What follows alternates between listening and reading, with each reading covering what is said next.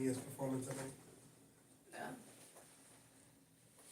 Well, when I come pick you up, I'm probably gonna stop in for a little bit so you can meet Ace. Okay. The guy that be doing like all the big opening acts. Music and hand claps and all that. It's gonna be in the edit, right?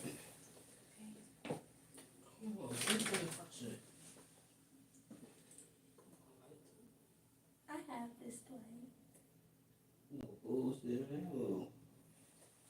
What a part of the things are?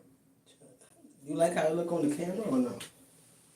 You could change it to a solid color. Can you just do that? Color blue. That's cool.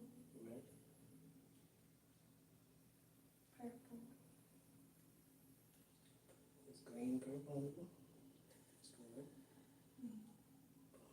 Stop it. Or keep it moving. Keep it moving. You comfortable? You good? Yeah.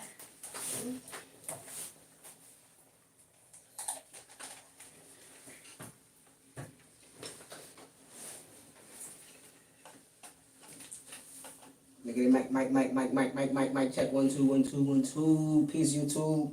You know what time it is. Welcome back to the D-Week and Hippie Show with Spliff and Chun Chun. Shout out to Spliff and Chun Chun. They couldn't make it. Those are my co-hosts. You know what I'm saying? But we got a beautiful, lovely, and talented guest today. This should be episode 330 if I'm not mistaken. You know, catch up with us, man. Go catch up to the last episodes and all that. But introduce yourself. Let them know where you're from. And let them know why you're here. Hi, I'm Salane. I'm from the Bay Area. I came in from San Francisco, originally from Vallejo. I'm a musical artist, and yeah. And she's here to inform you guys that she's gonna take over this shit. Yeah. That's what she's here for. You know what I mean? But how you say your name? Say it again. Salane. Salane. I was over here like Selena. Everybody. Salania. I was like, what the hell, Salane? Okay, Yeah. okay. So you originally West Coast. You still out? You still live out there? I live in San Francisco right now. Okay, but you spend a lot of time on the East Coast, like promoting your music and stuff. Yeah. Well, I do. now, right? Yeah, I started when I was 17. Yeah.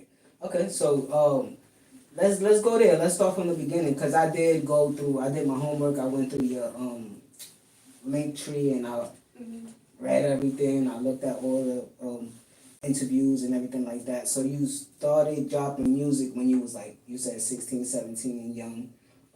But were you already into music? Was that something that you was writing or you was That's composing always it? been something I wanted to do. I knew I wanted to do music forever. I started being able to write when I was like 14. Okay. And then I finally dropped my first single when I was like 16. What was it?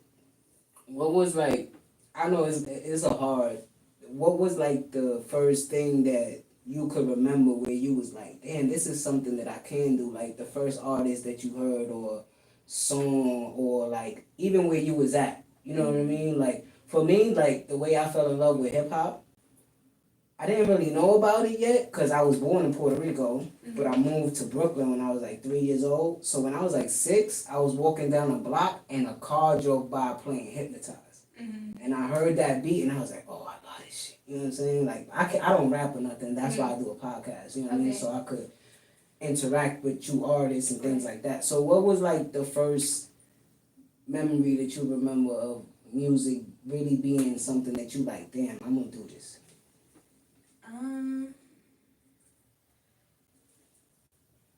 I'm like, I don't think I have like one vivid memory, but for me, it's like my singing has always been just where I could be free. So I don't think I've never not wanted to do it. Been able to do it. Yeah, it's like in you. Just, It wasn't on you. It's in you. You know literally. And you could tell that from the songwriting. And you could just tell by like the composition of how you put the pain together, you know what I mean? Or the worriness or what you thinking about at the moment, you know what I mean? Like, what was the, I like Harmless a lot. I like Harmless a lot, but I like the other one you sent me. What was it? Delusional? No. Damn, Why it's confusion? Confusion. That one. Yeah. Confusion. I love that track. That track is official because that's how, like before this year, I was like in a fucked up space mentally, so I started going to therapy and all that stuff to get my mind right. And that song just makes me like I could see myself from an outer perspective and be like, damn, that's how you was before, you know what I mean? Like, so I really love that song. Is that like a new track that you penned or is it older? I first, cause that was a freestyle, and then I just turned it into, I just recorded it, you know. With that song, I think I did that when I was like, cause I remember I had freestyled that with you on the phone. So that was probably when I was like 17 or something. And then I just decided I wanted to, cause I recorded it the first time when I was out here. Okay. And that was when I was like, I think that was when I was 18. Okay. And then I recorded it again in Oakland. And then that's the version I put So out. y'all been rocking with each other for a while now? Yeah. Couple years before the pandemic or around the pandemic? We met because of the pandemic. Okay. We met over Instagram. Let's put a pin on there. We're gonna get right back to that. Yeah. I want to go back to earlier. You know what I mean? like I don't know how in depth you get with in-person interviews like this, but I don't want to get too in depth. But you was in the magazine article that you did the interview. You were saying that you got kicked out of the living space that you was in, and then you had to come to live with your mother, if I'm not mistaken. Yeah. And you felt like it wasn't as supportive, and then as time went along, she started to support your dream more and things of that nature. So, at that time, like getting kicked out of the space that you was at, whatever the situation was, and then going to that situation, what was your mindset there? Did you feel like, because we're going to get into it, you had a lot of tribulations and trials that could have set you back and you wouldn't be sitting here right now if you wasn't who you are, you know what I mean? So, what was your mindset at that time? When I got kicked out? Yeah, and then you had to go somewhere different and you like, damn, like, I was just getting into the groove and shit. Like, when I got kicked out, it was like crazy because it happened like literally overnight. Mm-hmm. So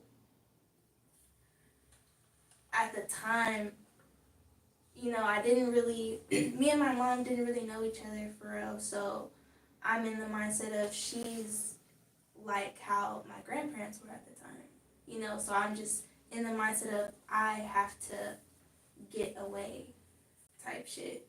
Like, nothing ever went into my mind like, damn, like, I can't do music no more. Because I got kicked out because of my music. Yeah. You feel me? So I was just in the mindset of, I have to get away. But then my mom, like, really came around and was like, okay, I see this is something you're serious about. Mm-hmm. So I'm going to help you. Yeah. And that's why I even went to New York the first time, because she helped me do that. Yeah. So it turned out good. That's good. And that's where you run across Mike, or you already, excuse me, y'all, you know what I'm saying?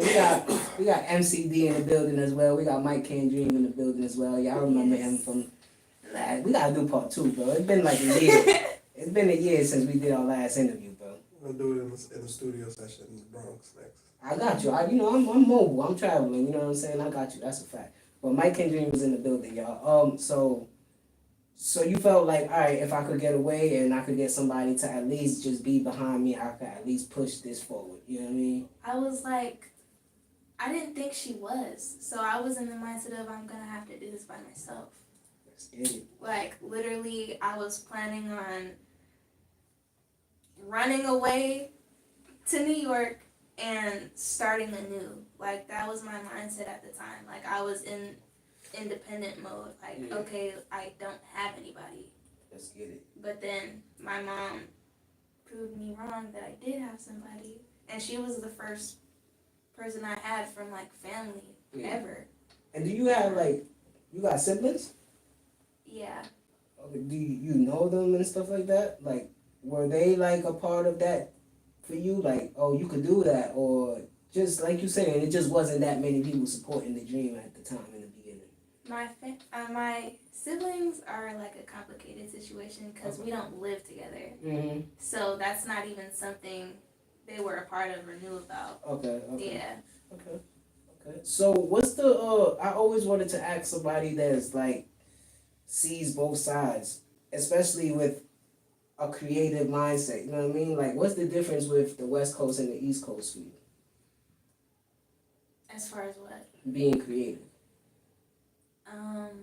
Is it more of a laid back mindset in the West Coast? Is it more up pace here? Okay.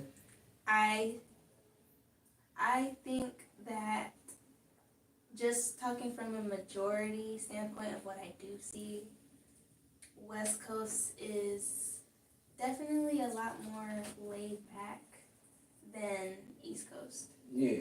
Like, East Coast, you have a lot of people, a majority that are serious and like fast, like I'm trying to do this, like I'm really trying to do this. On my way, I'm getting something. Yeah, and then West Coast is like, I'm gonna get there eventually. yeah. I'm gonna get there. Now there are people that do move fast paced, but that's not the majority, at least of what I've seen. Okay. So now you get to what was that? New York? Were you with your moms? You with your moms in the West? Yeah. Okay, so you get to New York. Mm-hmm. So now, what was the situation where you lost your music and things of that? You said you got locked out of all your accounts and things of that nature. So what was the situation behind that?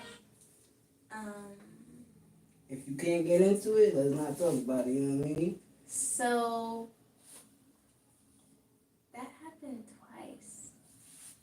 I'm like, so the first time was before I even I came to New York. That was when I lost all my beats because I had got locked out of my YouTube. Okay. So any songs that I were writing to any of those beats, I couldn't record anymore. Yeah. The second time, which was like 2 years ago now, I was with somebody that was crazy. And they stole everything I had, including my phone. So that had all my music and beats, licenses, like old music and everything that I had on there. Yeah. So I can't get that back. And I even like can't get into those accounts for that because I had to make a new Instagram and everything. Yeah, because I look at your stuff and it seems like it's like a little bit of stuff, but it seems like you starting over. So I'm like, oh, okay, you know what I mean? So what's the mindset that keeps you like, I'm not gonna let nothing keep me down? You know what I mean? Is it something about you that just likes to get back up and be like, all right, I'm gonna keep trying? Or did you run into somebody that was like believed in your dream and was like, yo, I see what you're doing and you could do this and that if you do this? You know what I mean? So what's your mindset when you going through this stuff? Like, cause like I'm saying, you still here. You know what I mean? And from what I'm hearing, the music that I'm hearing is super dope. We're gonna get into all the music, the EP that you dropped with the 7 songs and everything of that nature. We'll talk about it so you could go in depth into that. But what's your mindset? Like, it always feels like something's trying to bring me down. Like, what the fuck? You know what I mean? So speak to me about that. Like, what's your mindset behind that? I'm like, truthfully, and I said this to someone the other day, like, without music, I literally see no purpose. Like, if I didn't do this, like, I don't see why I'm even here. So it's like, if this isn't what I'm doing, then I might as well just, disappear. Yeah, even if it's like independent, major, whatever it is, I have to do this. Yeah, like it's never been a question for me to do, like, if I'm able to do this, if I'm gonna make it or whatever. Like, so that's what keeps me, because if I'm not doing this, I'm sad. You know, if I feel like I'm being steered away from this, then I get like all like messed up in my head. I'm just like, bro, like I know that I can do this. What is going on? Yeah. Like, so that's really what keeps me going. Yeah. I don't, in my head, I don't have another choice. Okay. And so, do you? What's your process? Do you write all your stuff? You write your music. Yeah. You don't. You have people that you like, talk to and see if this is it or not, or you just isolation. Let me write this. Boom, I boom, just boom. do it. And then when I record it, or like if I didn't record it and I just wrote it and I want to show somebody, like I'll show somebody. Yeah. But I'm never like, can you write this for me? Like I've had so many people that have wanted to write for me. I'm just like, Cause are you still at a point in your music where you want your truth to be out? Like, this is me. You know what I mean? Cause I know you could, like, maybe there's somebody seeing like, oh shit, like there's this song that I always had, and she's like the vessel. You know what I mean? Where I could put my flowers in. You know what I mean? And get this song out. But are you looking at it at that way, or are you looking at it a way as, oh, you don't know what I've been through, you can't write for me. You know what I'm saying? So I'm like, it's not even that for me. Like I write all my stuff because, like I said, like all of my music is me. So nobody could write for